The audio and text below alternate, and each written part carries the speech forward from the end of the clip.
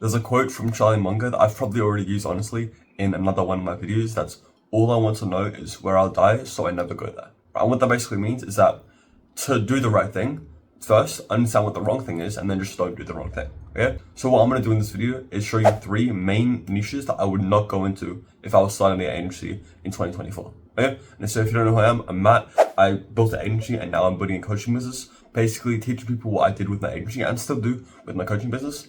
And really the whole goal with it is that we help people get to 10K per month. Okay? So I've got a list right here of 3 main niches that I will not go into. Okay? And so the first one isn't really a niche, it's more just a general concept. And this is pretty contrary to, what big popular voices like Iman Gadzhi are saying, but it's blue ocean niches. Okay? So what a blue ocean is a niche where there isn't really many people.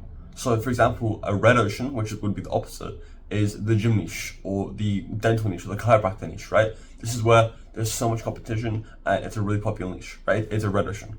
But some random ones, this is the thing, it's not, I can't give you examples of blue oceans because I don't really know many.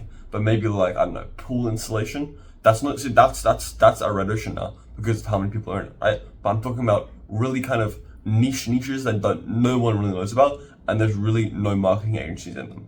So on paper, it would seem like a blue ocean is like a gold rush, right? There's no competition. You can easily, become the best in the market and absolutely dominate everyone, right?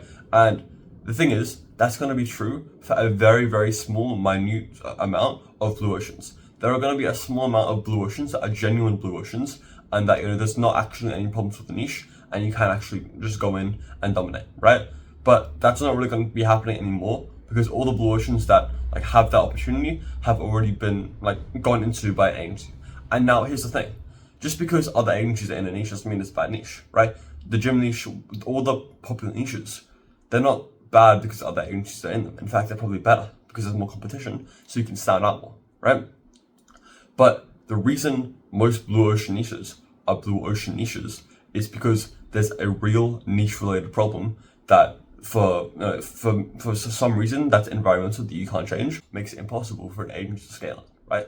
So maybe, I don't know if this is true, but maybe an example of a blue ocean niche is pharmaceutical companies.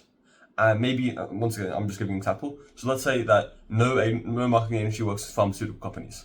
And so you go into it and you think, okay, cool, this is a blue ocean. There's a bunch of pharmaceutical companies who have a bunch of money and want to do ads. Cool, perfect. And you go into the niche. And then when maybe you start doing a cold calls, whatever, maybe you find out there's a problem. So maybe in Australia, you can't really do a lot of pharmaceutical advertising, right? So maybe the problem, once again, I'm just giving you an example. Maybe the problem is that you can't be a marketing agency for a pharmaceutical company because they can't run the ads they want to run. Or maybe you need a certain license to run the ads for a pharmaceutical company, right? So on paper, the pharmaceutical industry looks like a blue ocean, bunch of money to be made. But in reality, the reason it's a blue ocean is because there's a serious niche related problem that gets in the way of any marketing agency being able to scale, right? And because of how many agencies are now in space, every single niche that was a good blue ocean with no problems is now a red ocean, right? And every real blue ocean where there's no marketing agencies in the niche, it's a blue ocean because there's an issue with the niche. So a blue ocean niche is much more of a red flag than it is a green flag, yeah? You shouldn't be seeing a red ocean as a bad thing. In fact, a red ocean is a good thing because what it means is that the market is proven, right? So let's say the gym niche, that's the niche that I was in. There are plenty of agencies that have scaled to 7 figures and beyond in the gym niche. Now you might see this as a bad thing, but in reality, it's a good thing because that means that the niche is capable of a marketing agency scaling to 7 figures, right? It works. So that means if you build something better and you let time elapse and you do all the right things, you can get there as well. Okay, so the second one after that is going to be a bit more controversial, but it's short form marketing agencies. Okay? And so what I mean by this is agencies that just do short form content, right? So I have a friend called Liam, and he does about 15K per month, and he does short form, but he doesn't just do short form. He does Instagram boosted ads, and he has a full service that actually gets people amazing results, right? But I'm talking about an agency that just does short form content, right? If your whole service is people give you videos, you edit them in short form, and you send them back to them, that's your whole service, that's not going to be scalable and profitable long term. Okay? And the reason for that is because the skills cap is very low, right? So with short form, I'm sure if I genuinely tried hard, and learnt for 3 days max, I could create amazing short form videos, right? And the same way that I could do that in 3 days, a 14-year-old kid in India could do that in 3 days too, right? Maybe 4 days, whatever. So that means that your skill level is capped at the same level as 14-year-old kids from India. And 14-year-old kids from India are going to charge a lot less, right? So because there's a skill cap and you can't really get better, what happens then is it's like a race to zero, right? So the skill is the same. So you say, okay, I'll do it for 100. They say, okay, I'll do it for 75, 50, 25. And then you're eventually in a position where people are paying you like $2.50 per reel.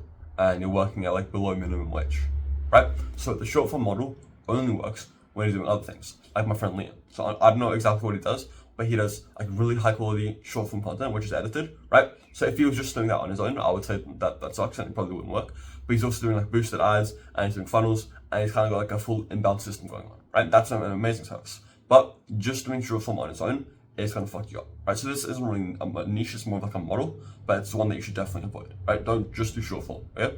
And the third one is once again less of a niche and more of an offer culture, if that makes sense. So there's a thing in farming called monoculture, and what that is where everybody grows the same crop, and they're doing that because it's the cheapest, it's the highest yielding, it's the best crop to grow. So everybody's growing the exact same crop, right? So the issue with this is that all these crops, although like the best crop, whatever, they're all able to be killed by one thing, right? So if you look at something like the potato famine in Ireland, it's because everyone in Ireland was growing the exact same potatoes, and then one disease, one bacteria, whatever it was, came through and killed all the potatoes because the potatoes were the exact same. So it's not like they could fight it off in any way. And what I mean by this is niches where the offers are absolutely identical. So two that come to my head immediately are number one, ecom. So we'll guarantee you a 2x ROI with Facebook ads, blah blah blah blah, right?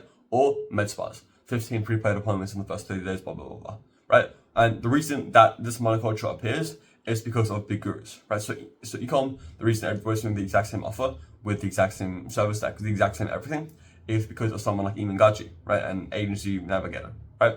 And the reason that everybody, at least like maybe a year ago, I don't know if it's still the same today, but the reason that everybody was doing 15 prepaid appointments in 30 days with the exact same scripts and the exact same everything was from Thomas Gannett, right? And the reason that this is an issue is number one, because of I said monoculture, so one small thing can fuck everybody up, but also number two is because of classical conditioning, right? And what this means is, let's say there's two agencies, right? Your agency and another agency, and this MedSpa client has just worked with the other agency, right? So they use the same script that you use and with the same offer, and they signed a client, right? Nice, but they delivered shit results. Right? So the agency leaves the client, and now you come in and you send the exact same message or the exact same call script to this MedSpa person, right? This MedSpa person is going to relate that script with the shit service that she or he had, right? And so because of that, she's going to not want to work with you. Yeah. So when you're using the exact same offer, the exact same scripting, the exact same messaging as everybody else, people are going to associate that with bad results that they've gotten in the past, but with somebody else, they use the exact same thing. This is why there's not really many niches that are like impossible to scale, right? Maybe you can say like, I don't know, lawyers are a pretty hard niche, right? But in the blue oceans, but realistically, what it comes down to is your offers and your services. There are some key rules that you should abide by when picking a niche. So for example, the niche needs to actually have a pain point that you can solve. The niche needs to have enough people, like I would say like, maybe over 30,000 people. And the niche shouldn't really be a blue ocean unless you're getting very, very lucky, right? Those are kind of the three big ones. But besides that, it's never the niche's fault. It's your fault, okay? So you don't want to start an agency in the gym niche and then you fail and you say, oh, it's because the gym niche is a bad niche. It's not the niche's fault, it's your fault, right? You can only say the niche is bad when you've been doing the right thing for 1 or 2 years consistently with nothing happening, right? And if you're in a proven niche, aka a red ocean, then when you're doing the right thing for 1 or 2 years, you'll see results, right? So if you stick to a proven niche, then that will happen to you, right? So the dental niche isn't a bad niche. The solo niche isn't a bad niche. It's not about the niche, it's mainly about you, okay? So even in a niche like MedSpa, where we were just talking about the monoculture, everybody's doing the same thing, MedSpa can still be an amazing niche, right? The real truth is that the best niche is the one that you stick to, right? So if you stick to med spa for 2 years, then boom, med spa is the best niche for you, right? But if you just switch to the gym niche, now the gym niche is the worst niche, because the best niche is the one that you've been in for a long time, and the worst niche is the one that you just hopped in, right? It's not about the niche, it's about you and your offer, right? So back to the med spa. The med spa is a great niche. Even though everybody's doing the same shit, if you came in with a unique, great offer and a unique, great piece of copy and a unique, great service delivery, and you came in, you would absolutely dominate the niche, right? Because the niche, in reality, med spas still have the pain point. There's enough of them, and they're not a blue ocean, right? They're a proven niche. So it's 100% a great niche for you to be in. You just need to do it properly, right? It's about you failing, not the niche failing. Okay, so I mean, I hope this helps you. If it has, please do all the usual stuff, like, comment, subscribe, so you can see more videos like this in your feed. And if you are an early stage engineer, meaning you're making between 0 and 5K per month, there's a link in the description. The first link, that's for you, right? If you're not, then no worries. But if you are, there's a link for you. No pressure, of course. And one more thing, I say this at the end of every video. If you've watched to the end of this video, you have a great attention span, right? This video is like, what, it's probably going to be like 9 minutes long, however long it is. You've been able to do that, and you, compared to the majority of the competition, which are doom scrolling on Instagram Reels and TikTok for hours, you're already ahead of them. You've been able to watch a 10-minute video on like an actually valuable topic, right? So good job. Yeah. So I'll see you next one. Bye bye.